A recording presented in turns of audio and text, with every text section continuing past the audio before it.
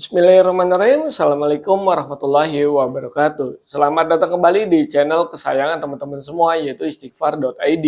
Tempat kita berkomunikasi, memberikan informasi digital, bisnis, ekonomi, dan berkaitan dengan teknologi terkinian, teman-teman. Oke, di video kali ini saya ingin memberikan informasi yang berkaitan dengan deepfake, teman-teman. Nah, deepfake merajalela. Apakah aplikasi kita aman, teman-teman, pada saat ini? Ya, waktunya Indonesia bergerak. Artinya apa? Indonesia harus bisa melihat bahwa ada potensi yang kita harus lebih hati-hati berkaitan dengan deepfake, teman-teman. Nah, kali ini kita akan bahas topik yang lagi hangat dan cukup bikin ngeri nih, teman-teman. Terutama buat kamu yang sering transaksi pakai mobile banking, e-commerce, atau aplikasi digital lainnya. Ya, kita ngomongin soal ancaman deepfake dan keamanan biometrik di Indonesia. Bayangin aja nih, teman-teman. Wajah dan suara kamu bisa dipalsukan oleh AI. Terus digunakan untuk membobol akun kamu sendiri. Ngeri banget, teman-teman, kan? Jadi, data kita itu bisa di-cloning menggunakan deepfake dan bisa melakukan transaksi yang biasanya kita melakukan secara digital, teman-teman. Jadi ya kita harus lebih waspada dan harus lebih hati-hati, teman-teman. Nah, ekonomi digital di hari ini di Republik Indonesia ini merupakan ancaman baru dan harus diperhatikan dan tidak disepelekan, gitu ya. Artinya harus serius untuk menangani ini, teman-teman. Jadi gini, teman-teman. Indonesia saat ini jadi ekonomi digital terbesar di Asia Tenggara. Nilai ekonomi digital kita diprediksi tembus 130 US dollar, 130 miliar US dollar di tahun 2025. Kan ngeri banget, teman-teman. Luar biasa kan? Semua ini didorong sama penggunaan smartphone yang semakin luas. Populasi orang muda, anak muda yang melek digital. Dan tentu saja kemudahan transaksi di bidang digital, teman-teman. Tapi di balik kemudahan ini ada ancaman yang nggak boleh kita anggap enteng nih, teman-teman. Deepfake dan serangan AI yang menargetkan sistem keamanan biometrik. Jadi satu sisi perkembangan teknologi itu kita akan dimudahkan, kita akan adanya percepatan untuk menjalankan kehidupan kita. Tapi di satu sisi kita juga harus hati-hati terhadap perkembangan teknologi itu sendiri. Ya, diantaranya adalah deepfake ini, teman-teman. Nah, apa sih deepfake biometrik atau bypass ini? Nah, ini kita bahas dulu nih, teman-teman. Deepfake itu adalah teknologi AI yang bisa bikin video atau suara palsu seolah-olah itu adalah kamu, teman-teman. Bahkan sekarang, deepfake bisa meniru wajah, suara kamu secara real time, teman-teman. Artinya kita ini bisa di-cloning, teman-teman. Kita nggak pernah membuat video, kita nggak pernah membuat foto, dan juga kita nggak pernah membuat suara. Tiba-tiba ada cloningan kita di media digital yang sama dengan kita yang melakukan hal yang berbeda, teman-teman. Wah, ini kan ngeri banget, teman-teman. Nah, jadi apa masalahnya? Karena banyak aplikasi pakai sistem keamanan biometrik. Contohnya adalah Face ID, Voice Recognition, pengenalan wajah dan suara lainnya. Kalau deepfake bisa niru wajah dan suara kamu, maka sistem biometrik bisa ditipu, teman-teman. Artinya kan kita ya, kalau kita punya handphone kan kita sering kali ya, kita ada apa namanya tuh menggunakan login, menggunakan pakai wajah kita gitu, teman-teman. Nah, itu kan berarti bisa langsung ditiru, bisa langsung dikopas dengan secara cepat oleh sistem digital, teman-teman. Baru-baru ini dalam 6 bulan terakhir sudah banyak laporan serangan deepfake yang berhasil tembus autentifikasi di aplikasi mobile. Hasilnya, kepercayaan pengguna menurun, kerugian finansial meningkat, dan pribadi jadi taruhannya, teman-teman.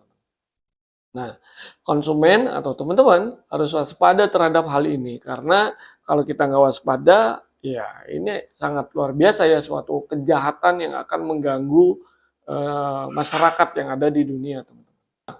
Oke, menurut survei Appdam tahun 2024, 58 konsumen di dunia khawatir sama ancaman penipuan di mobil app.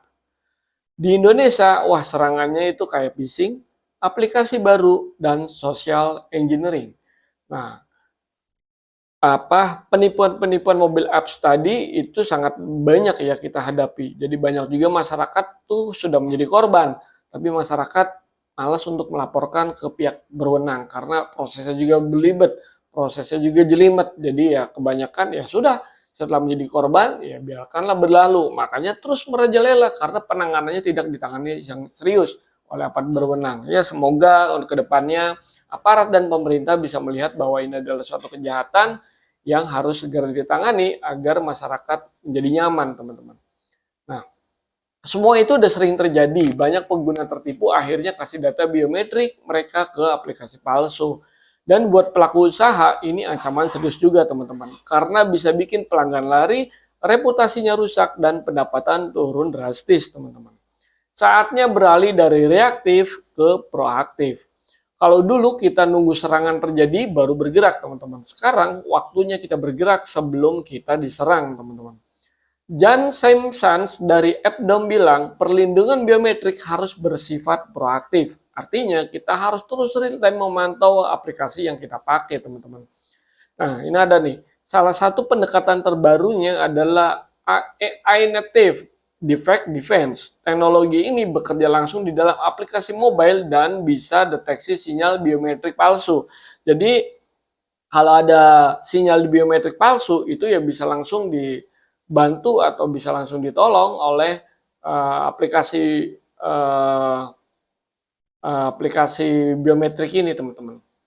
Nah, tangkal injeksi defect, pantau proses autentifikasi secara real time juga. Dan karena ini berbasis AI multi-layer, penjahat cyber bakal makin susah untuk cari celah. Maka teknologi semakin tinggi, kadang kejahatan pun semakin meningkat. Teknologi semakin tinggi, kejahatan semakin meningkat. Ya, seperti itulah teman-teman ya.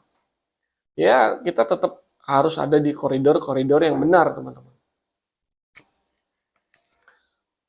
Nah, keunggulan teknologi tanpa coding. Kabar baiknya teknologi keamanan ini bisa dipakai tanpa harus kita perlu ngoding, tanpa tambahan SDK, dan tanpa ganggu di developer.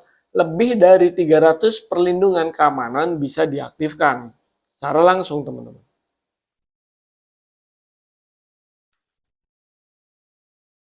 Nah, dilihat tadi beberapa hal tadi yang membuat ini kita sebuah ancaman buat kita, tapi kita harus waspada, teman-teman. Kita harus smart pada saat kita melihat ada aplikasi yang masuk atau ada ajakan-ajakan yang membuat kita sebelumnya curiga, ya kita nggak boleh teruskan. Lebih baik kita hapus, kita delete, kalau perlu kita blok yang berkaitan kalau ada informasi yang tidak berkenan untuk kita semua. Nah, beberapa fitur andalannya nih teman-teman yang berkaitan dengan aplikasi tadi, itu AI Driven Automation, Continuous Compliance, dan Real Time Threat Intelligence. Artinya, developer bisa fokus bikin aplikasi keren, sementara urusan keamanan udah dihandle oleh sistem otomatis ini. Nah, peran regulator untuk masa depan Indonesia. Nah, ini penting nih teman-teman ya. Bahwa peran regulator untuk masa depan di Indonesia ini tentu saja ini nggak akan bisa jalan sendirian. Pemerintah, regulator juga, pemerintah sebagai regulator juga harus punya peran besar.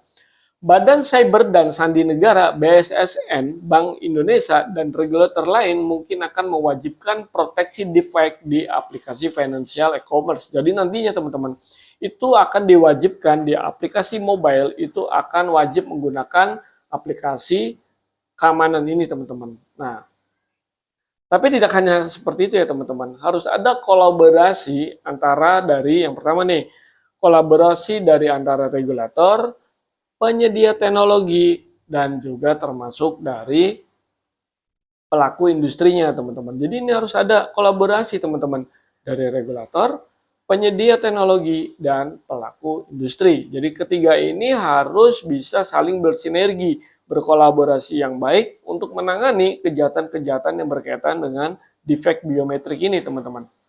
Nah, kalau ini sudah berkolaborasi dengan baik, akan jadi kunci supaya Indonesia bisa terus tumbuh secara digital, tapi tetap aman. Nah, jadi teman-teman, dirasa video ini sangat bermanfaat karena berkaitan dengan keamanan digital kita, ya silakan. Bila ada tambahan, silakan isi di kolom komentar. Dan bila mana video ini bermanfaat, silakan di like, subscribe, dan sampaikan ke teman-teman semua yang ada di dunia. Di akhir video ini saya ucapkan terima kasih. Wassalamualaikum warahmatullahi wabarakatuh. Bye-bye.